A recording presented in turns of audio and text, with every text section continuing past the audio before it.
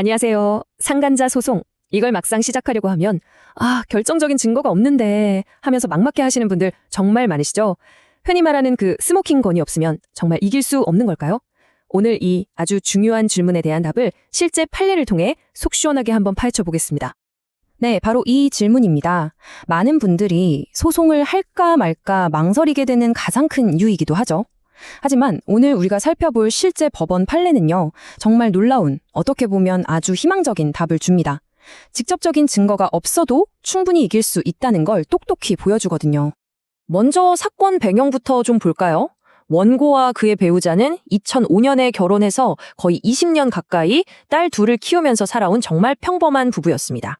사건이 어떻게 시작됐냐면요, 2025년 2월에 아내가 어떤 온라인 모임에서 피고를 만났어요. 그리고 관계가 시작됐는데 불과 한 달 좀 지난 3월 말에 아내가 만취 상태로 피고의 집 근처에서 발견된 겁니다. 이걸 계기로 남편이 모든 사실을 알게 된 거죠. 자, 여기서부터 이제 본격적인 싸움이 시작되는 겁니다. 원고가 소송을 제기하자 피고는 모든 혐의를 아주 강력하게 그리고 전면적으로 부인하기 시작해요. 피고가 내세운 첫 번째 방어막, 바로 저는 몰랐습니다였어요. 아내가 자신을 이혼녀라고 소개했기 때문에 유부녀인 줄은 꿈에도 몰랐다. 너무 억울하다. 이렇게 나온 거죠. 그리고 또 이렇게 주장합니다. 자기 집에서 만난 건 맞는데 그건 뭐 둘이 따로 만난 게 아니고 여러 명이 함께하는 단체 모임 끝나고 다 같이 잠깐 들른 거다. 이런 식이었죠. 절대 단둘이 사적으로 만난 적은 없다고 선을 딱 그었습니다. 그리고 이게 피고의 마지막이자 가장 결정적인 부인이었죠. 부적절한 관계? 성관계? 절대 없었습니다. 와, 이렇게 되면 원고 입장에서는 정말 답답한 거죠.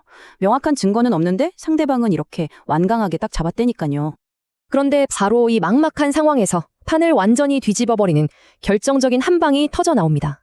원고의 손에 들려있던 단 하나의 증거가 법원의 저울을 확 기울게 만들었죠.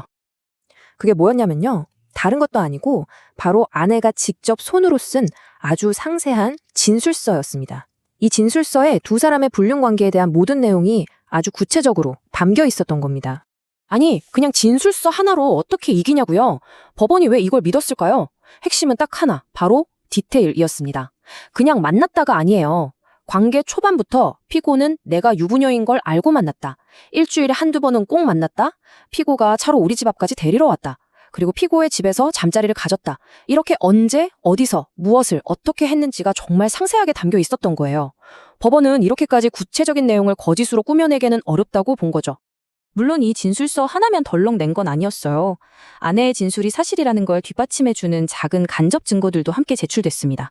예를 들면 늦은 밤에 피고의 집 주소에서 아내가 탔던 택시 이용 기록이라던가 두 사람이 같이 식사했던 식당의 카드 결제 내역 같은 것들이요. 이런 작은 조각들이 모여서 아내의 진술이 진짜구나 하는 확신을 더해준 거죠. 자, 그럼 이 모든 걸 종합해서 법원은 어떤 결정을 내렸을까요? 그리고 이 사건에서 우리가 꼭 배워야 할 핵심 전략은 무엇인지 한번 짚어보겠습니다. 결과는요, 아주 명쾌했습니다.